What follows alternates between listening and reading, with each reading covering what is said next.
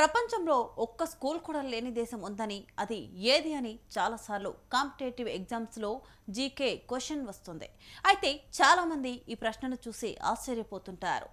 ఓ దేశం ప్రస్తుతం పరిస్థితిలో స్కూల్స్ లేకుండా కూడా ఉంటుందా అని ఆశ్చర్యపోతుంటారు.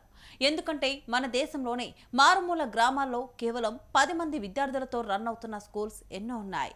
అలాంటిది ఒక్క స్కూల్ కూడా లేని దేశం ఒకటి ఉందంటే నమ్మగలరా?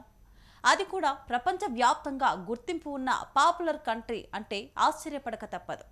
ఇంతకీ ఆ కంట్రీ ఏది? ఆ దేశంలో స్కూల్స్ ఉండకపోవడానికి కారణాలేంటి? మరి ఆ దేశంలో ఉన్న పిల్లలు ఎక్కడ చదువుకుంటారు? తెలుసుకోవాలనుకుంటే లెట్స్ వాచ్ దిస్ స్టోరీ. ఎంత చిన్న దేశమైనా చివరికి మారుమూల గ్రామాల్లో సైతం ప్రాథమిక విద్యను అందించే స్కూల్స్ ఉంటాయి. కానీ ప్రపంచంలోనే ఓ దేశం ఉంది. అది ప్రపంచ ప్రఖ్యాత దేశం కూడా. కానీ ఆ దేశంలో ఒక్క స్కూల్ కూడా ఉండదు. స్కూల్కు వెళ్లే విద్యార్థులను ఆ దేశంలో మొత్తంలో వెతికిన ఒక్కరూ కంటికి కనిపించారు. ఇక ఇదంతా పక్కన పెడితే ఆ దేశ జనాభాలో అసలు పిల్లలే లేరు. ఇదెక్కడి దేశమని ఆశ్చర్యపోతున్నారా? పిల్లలు లేకపోవడం ఏంటి, పిల్లలకు స్కూల్స్ లేకపోవడం ఏంటని షాక్ అవుతున్నారా? అలాని అది చిన్న వెనుకబడిన దేశం కూడా కాదు. ఆ దేశంలో దాదాపుగా 65 పొంటిఫికల్ యూనివర్సిటీస్, బోలెడన్ని ఇన్స్టిట్యూట్స్ ఉన్నాయి. మరి స్కూల్స్ మాత్రం లేని ఆ దేశం పేరే వాటికన్ సిటీ. ప్రపంచంలోనే అతి చిన్న మత ప్రాముఖ్యత కలిగిన దేశం ఇదే.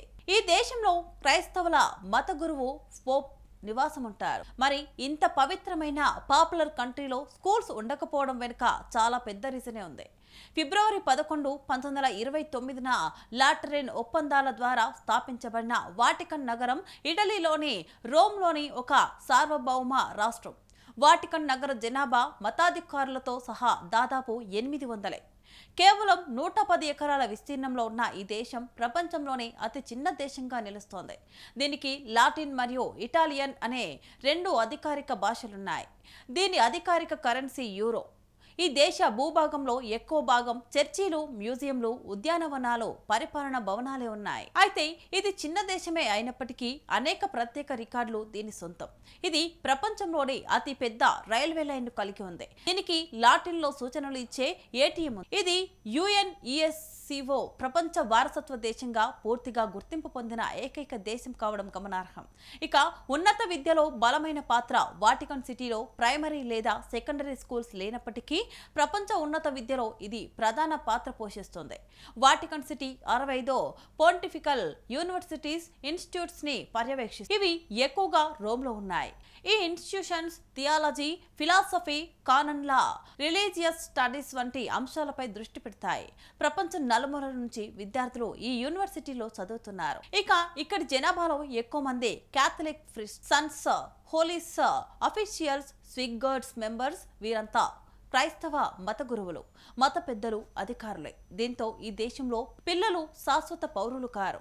కాబట్టి వాటికన్ సిటీలో ఎక్కడా కూడా స్కూల్స్ అనేవి ఉండవు. ఇక ఇక్కడి పౌరసత్వం ప్రపంచంలోని అన్ని దేశాల కంటే కూడా చాలా భిన్నంగా ఉంటుంది. చాలా దేశాల్లో ప్రజలు పుట్టుకతోనే పౌరులుగా మారుతుంటే వాటికన్ సిటీలో మాత్రం అలా జరగదు. ప్రీస్ట్లు లేదా స్విస్ గార్డ్ మెంబర్స్ వంటి హోలీ సీ కోసం పనిచేసే వ్యక్తులకు మాత్రమే పౌరసత్వం ఇస్తారు.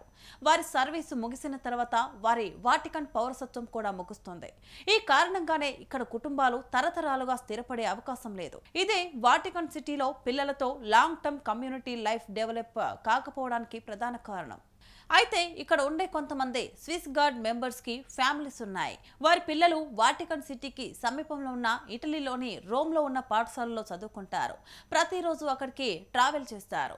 అయితే వాటికన్ సిటీ చాలా చిన్నగా ఉండడంతో ప్రయాణానికి సమస్య ఉండదు. మొత్తానికి ప్రపంచంలోనే వాటికన్ దేశం విభిన్నంగా, ప్రత్యేకతతో, మత ప్రాముఖ్యతతో ప్రసిద్ధి చెందింది.